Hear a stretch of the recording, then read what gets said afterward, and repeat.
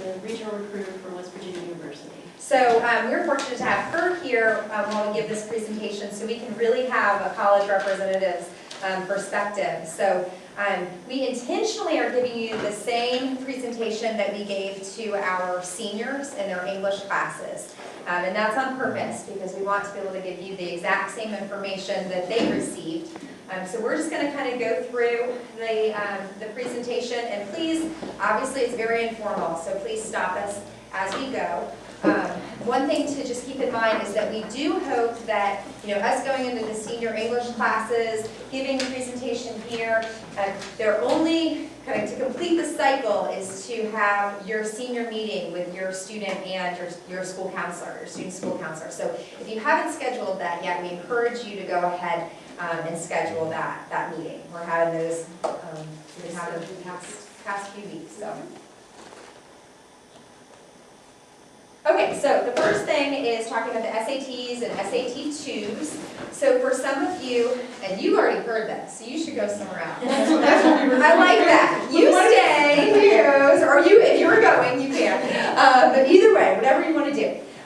So the SATs and SAT2s, very often this is taken care of in the junior year. They take them in March and then they take them again in June. But for some students, they either weren't quite as happy with their score as they had hoped, or maybe they forgot about these pesky SAT2s, and so they're taking care of some of that testing this fall. So with the SAT, it's a college entrance exam, and these are the deadlines that are coming up for those test dates.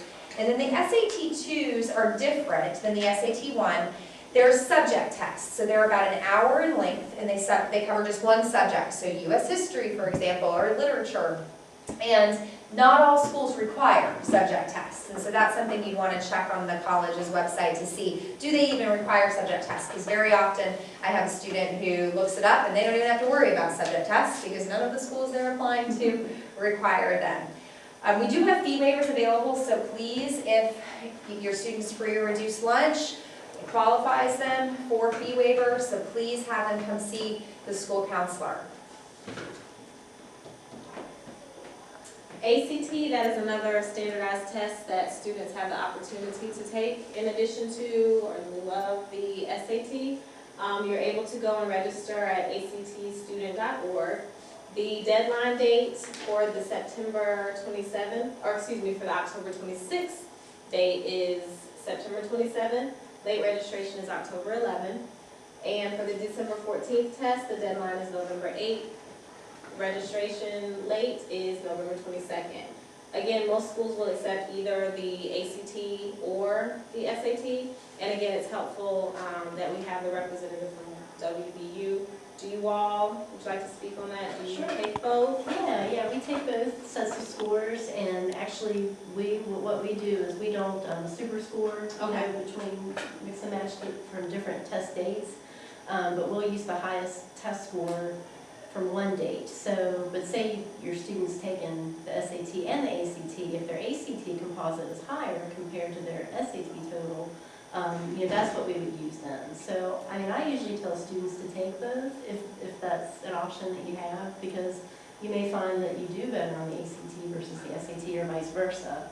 And it's always good to ask the schools that you're interested in how they do that. A lot of schools will super score, so they'll take, like you say you've taken the SAT 3 times, but on your first time, maybe your reading score was the highest. So they're going to take that one, but your second SAT, your math score was higher than your first one. So they'll take that one and combine those two. So, which I wish we did that. Yeah, she did too. I know. I don't think it's fair that we don't. But, so a lot of schools will do that to give you the better score.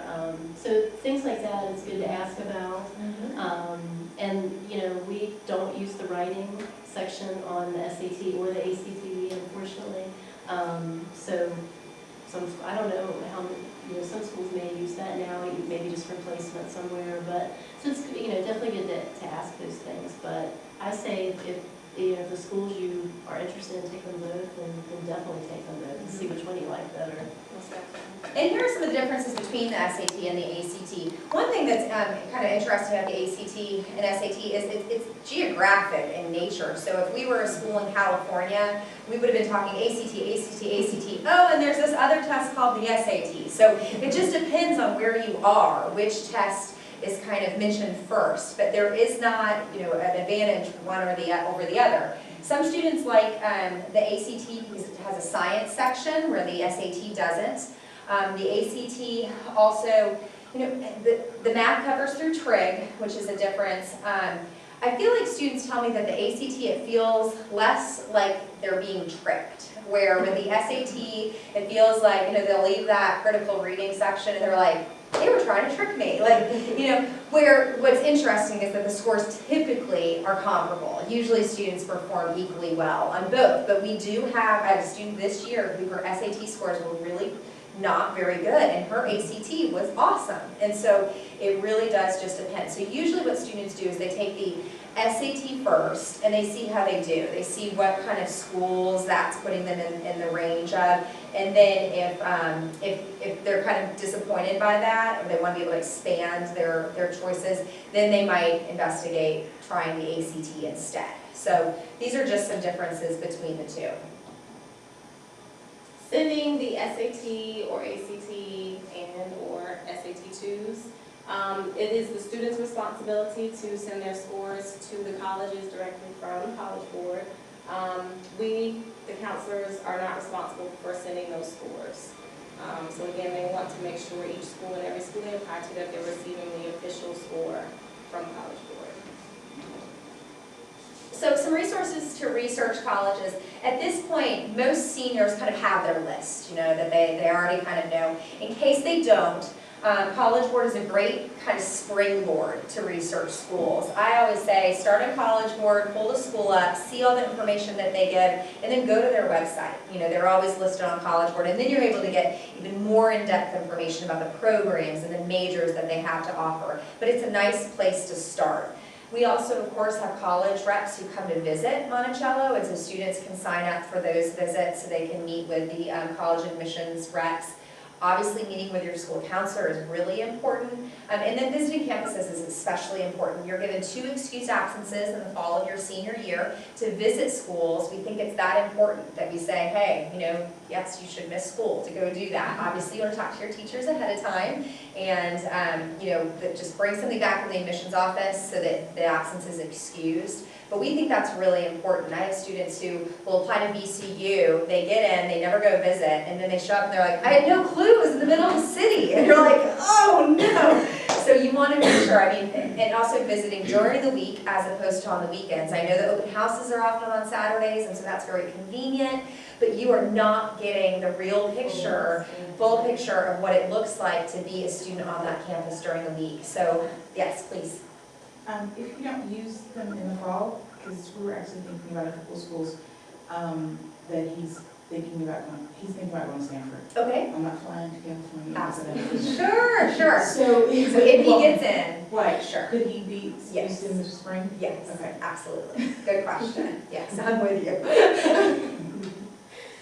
So we encourage our students to compile their list of colleges, which includes typically 5 to 7 schools.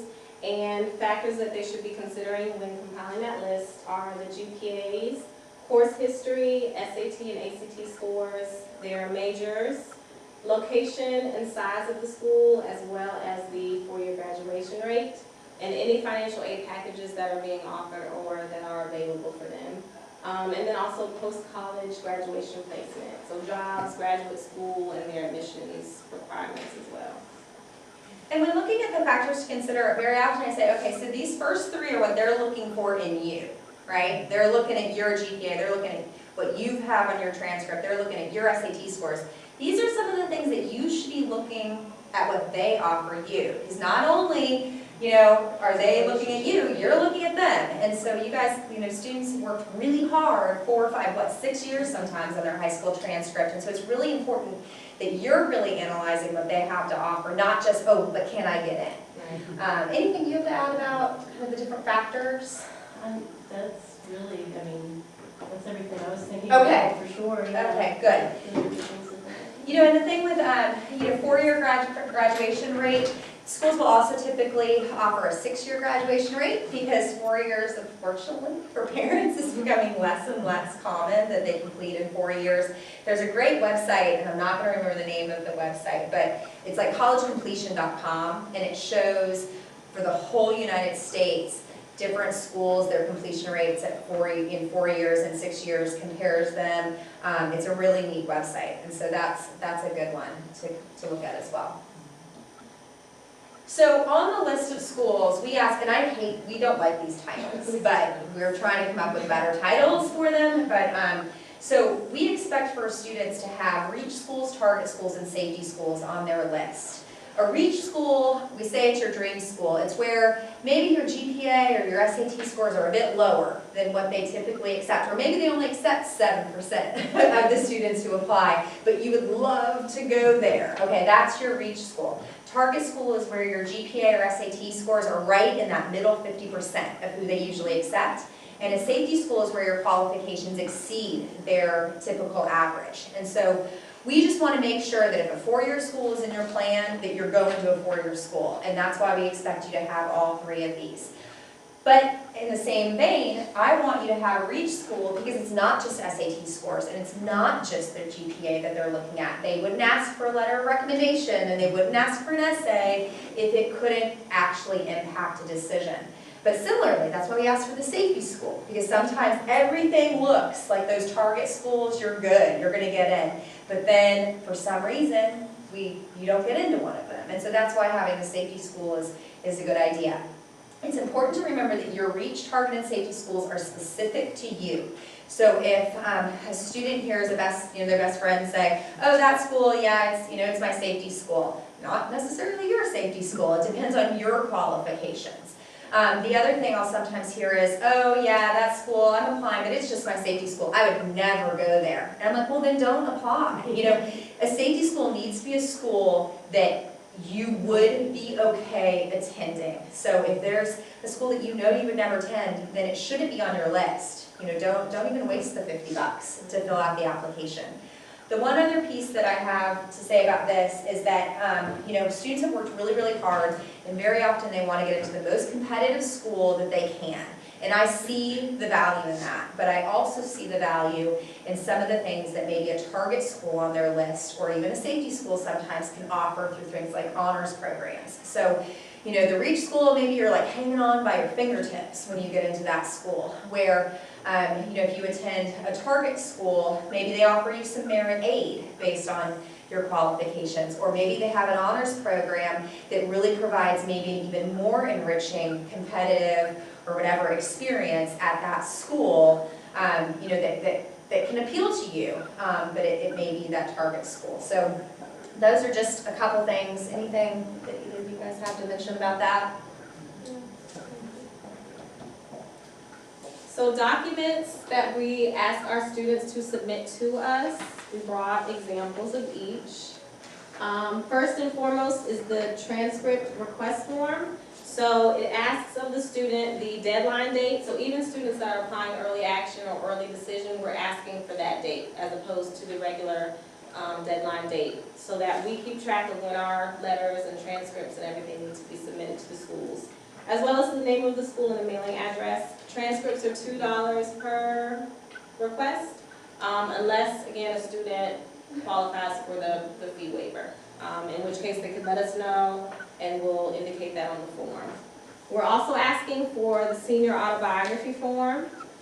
And keep in mind, none of these forms are mailed directly to colleges. Right. These are just forms that are used by the counselors to write our letters of recommendation, and they're all available on our website, and also hard copies are in our counseling office. Senior autobiography form, that's for the student to complete, and we also are asking for a parent recommendation form. Just brief questions. I like to tease my parents and say that's an opportunity for you to brag about your child. But it is helpful information for myself and the other counselors to include in our letters of recommendation for students. We're also asking for an activity sheet, so extracurricular activities, volunteer service, honors, recognitions, and awards, and any work experience they may have. 9th through 12th grade. And then we're asking for 3 teacher evaluation forms. And again, this is specifically for us, so the teacher evaluation forms do not leave, and they're separate from those evaluations teachers are writing for the application. And again, students can download them offline or come to the counseling office and get them from us. Really quickly, these forms are also opportunities for us to advocate for our students if any scholarship opportunities become available. And let's say, for instance, they're very competitive and only maybe 1, 2, 5, a handful of students are able to be presented with that scholarship. So not only is it helpful for letters, but also in scholarship opportunities. So there are some scholarships that the counseling department selects. And so for those, that would be the materials that we would be using. Okay, secondary school report. I hate this thing. The secondary school report, because this is really confusing for families. The secondary school report is a portion of some applications, not all schools have them, but your student will be going through the college application, answering all the questions, and then he or she will get to a page that asks questions like the size of the senior class, the rigor of their program in comparison to other students, things like that. And they're like, I don't know the answers to these questions. Well, that's because it's a form we're supposed to be filling out. So that, if they look at the top of that sheet, it probably says, print this form out and give it to your school counselor. And then we complete it and we mail it with a transcript and letter of recommendation. So just, it's important for your students to know that it is their responsibility to give the secondary school report to the school counselor so that we're able to send that to each school. Most schools do have them, even if they're not called that. Do you all have a secondary school report? We don't. No, okay, I like it, okay. So the forms that I just shared with you all, we're asking that students submit them to us 30 school days prior to their first deadline date. So for instance, if a student had a deadline date of November 1st, their forms would be due, is tomorrow, I think? Tomorrow. So again, we stress the importance of getting them in that early. I honestly am a little more lenient. I just, would ask that students are considerate, being that I am writing letters for other students, and just do not submit things a day before, or even a week before it's due. So I understand they're involved, but at least being considerate of my time frame and deadlines that I'm also trying to adhere to. Early decision, early action, regular decision, and early admission are the types of deadlines that colleges have. The main difference between the early decision and early action is early decision is binding. So if a student is applying early decision, that's their school, they know they're going to go there. And the only situations in which we encourage that is if the student, again, knows that that is the school they're going to go to. Otherwise, we encourage them to apply early action, meaning it's non-binding. They can apply to that school early action as well as any other schools that they're interested in applying to.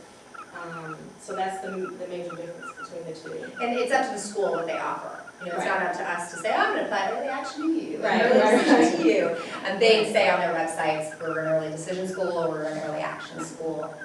And College Board also has that information as well. So teacher recommendations, and I'm interested to hear your perspective on this one. So, the nice way to say it is to approach a teacher and say, do you feel that you'd be able to write a positive letter of recommendation for me? And that gives them the opportunity, of course they're going to say yes, but in the event that a teacher felt that he or she didn't know your student as well as they would like to, they kind of have an out and they'd be able to say, you might want to ask maybe a junior teacher instead of me as your senior teacher because I've only had you for a month or something like that. And so you would check the college websites to see how many letters of recommendation do they ask for from teachers, and then you approach the teacher to ask.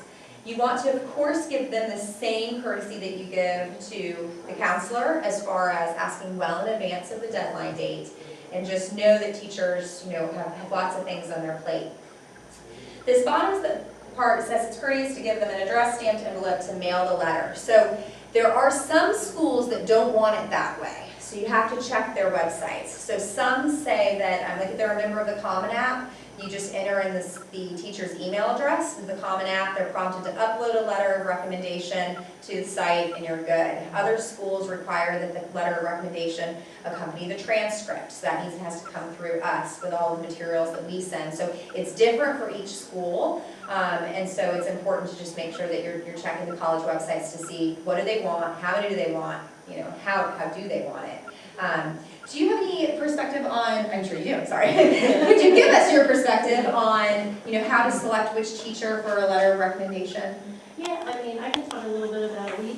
We actually don't require this Okay. recognition, but we do tell students to just, you know, they can send them in if they have them, because we'll keep them in our file. Great. And if there's any reason that our review committee needs to go and pull it and read it, we will. So even though it's not a requirement, you know, if you kind of like, if you're in that target area for us, or even say, if you know, if you're in the area for us, then I would say don't worry about it. You know, you may not need to send it in for us, but if not, you know, definitely have it in your file, and we can always go back and pull it. But you know, and I would So I kind of bump them over the edge if you're kind of up in there. there. Say, okay, well, you know, compared to maybe some other students who are petitioning us, or whatever the situation is. There's there's lots of different situations that come up, and lots of things that happen in just, you know, your lives and students' life, and so anything like that's helpful to give us a bigger picture. And exactly what you said about getting a teacher who knows you better, because we can always tell in the letters, you know, if it's a teacher who maybe doesn't know you that well, and they're just doing it to be nice and courteous. So it comes across in the letter, so it's always good to approach a teacher who's, you know, really been, you know, there for you and knows you and is able to give you the type of letter that you deserve. So.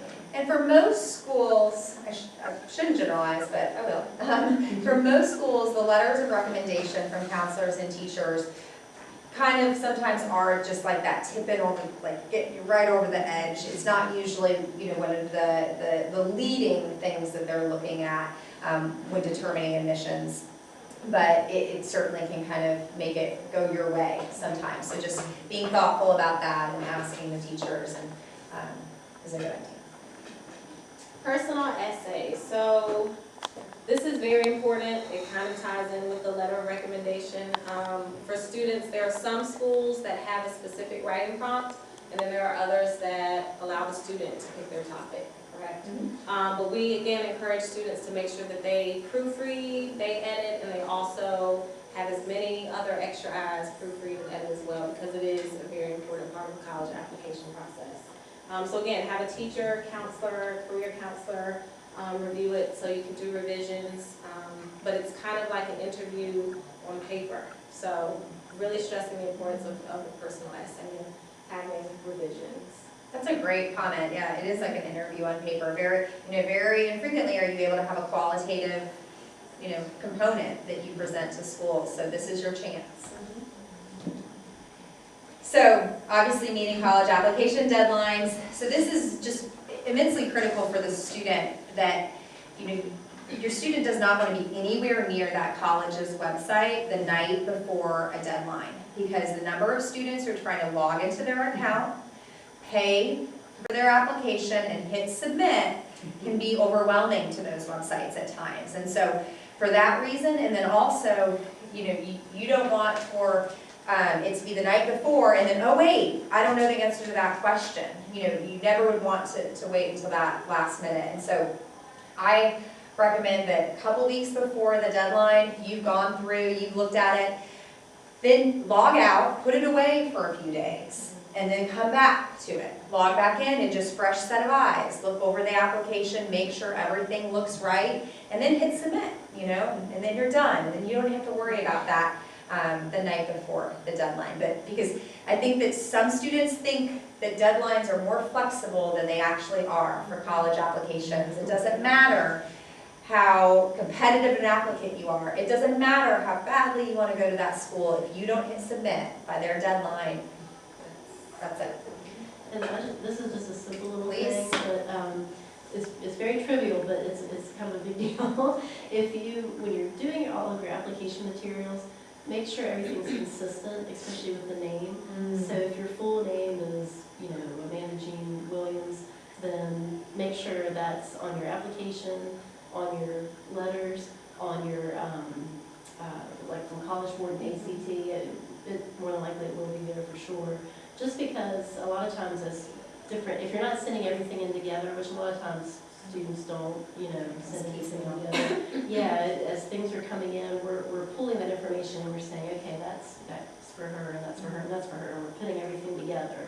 So if Amanda sends in a test score from College Board, but then her application says Mandy, they're gonna think, oh, well, is that the same student, or is that a different student together? So 2 files could be created, and then things aren't matching up.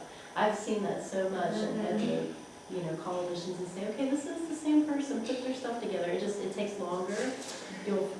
Longer for you to final decision. So yeah, just make sure, it sounds crazy, but it happens a lot. Just consistency. PVCC, for those students who are interested in maybe starting PVCC and then transitioning to a 4-year school, this is helpful for them. Registering in the spring, completing the application in the Virginia Placement Test, the VPT. We actually offer the VPT April 14th through 18th, and students must sign up in advance by April 7th to reserve a space. So they can go downstairs and register with Mrs. Neal, who's our career specialist. The SAT is not required, but we do recommend it. PVCC has a guaranteed transfer program with all public colleges in the state of Virginia. So as long as they complete the recommended set of classes within a certain time frame, they are able to transfer to 4-year schools. And there are a list of schools in Virginia that are members of this alliance. And each school has a different set of requirements. So so the GPA they expect and the set of courses that you take at Piedmont varies for each school for those guaranteed transfer agreements. So scholarships and financial aid. It's important for students to think small and look wide. Little $500 scholarships can really add up. As far as paying for your books for one semester, that's a couple of those scholarships. It is really hard work, and so students are encouraged to start the process early. I always say, if you see a scholarship that requires an essay, apply for it, because the number of students who see essay and click next is pretty immense. They're like, I'm not filling out, I don't want to write an essay. So the number of students you're competing against are fewer, because the number who are willing to fill out an essay are fewer. So sometimes the things that seem a bit tedious are the ones that are going to pay off in the long run. And then just taking time to understand the financial aid process and your financial aid package. So in January of this year, we'll have a financial aid night, because students will be filling out something called the FAFSA, which is the free application for federal student aid. And the short explanation of that is that after January of the senior year, parents and students create PIN numbers and logins to the FAFSA website. You put all your financial information in, list the schools that you want to receive it. So WVU's on the list, you list the school, then they receive the financial information, and then they come up with a financial aid package that they mail you. And that financial aid package will detail of the total cost of attendance for that year. How are we going to make up that total? So is it going to be through some grants, which you don't have to pay back, some scholarships, which you don't have to pay back, loans, which you do have to pay back, maybe work study, which is where you work on campus for a few hours a week and to be able to supplement. And then the big chunk that might be left over, which is your chunk to take care of. And so I encourage families, when they get the financial aid letters, to call admissions officers, call financial aid offices, to have them kind of walk you through that letter. Even if it seems to make perfect sense to you, you want for them to explain it to you before you sign on that dotted line and commit to a school. And then just asking questions and doing your research. So, let's see. Go ahead. Useful scholarship links include the FAFSA.ed.gov, fastweb.com, scholarship.com, and we also post and update our counseling website, so that's also a resource and tool that you can use. We also have a Twitter page for those of you who tweet, MHS_scholarship, and the college website, so going specifically to the college websites and seeing what financial aid they offer and other opportunities is also encouraged. There's some kind of news flash or something? We do have a news flash. That's not going to be specifically for scholarships. The news flash is just something that's sent out that has links to events that are going on, but you absolutely can sign up for that on the college and career website. Ms. Neal sends that out periodically. And with scholarships for the colleges, it's different. Some schools will automatically consider you for scholarships by applying. Other schools have a scholarship application that they require you to fill out, so you'll want to check on their websites to see.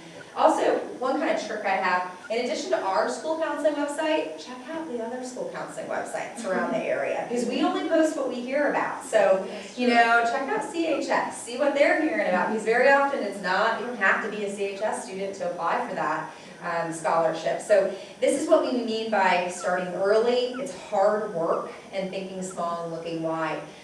Students will often come to the counselor and say, I need scholarships, and just sit there and kind of stare at you. It's like, what you gonna do about it? You know, it is on the student to be doing that, going through that process.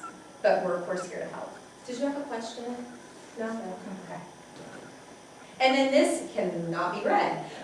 These are just some schools in Virginia and some of their deadlines for early action, early decision, regular. And then rolling, I don't know that we talked about what rolling means. Rolling admission is where they have a deadline, or they have a start date of when they'll start reviewing applications, and they say, we'll just keep reviewing them as we get them, and we'll give admissions decisions as we review applications. We encourage students to apply as early in the rolling admission cycle as possible, because the number of seats is getting smaller and smaller and smaller and smaller and smaller as you go through that cycle. And the readers are getting pickier and pickier and pickier and pickier as they have fewer seats to award. So with rolling admission, even though it seems tempting, it's like, oh, I can turn it in any day after November 1. Try to get as close to that. Yeah, earlier the better for those. And obviously, you know, you'd want to check these on their websites for the college applications, deadline dates. And that's our spiel. So any questions that you guys have? Okay, thank you.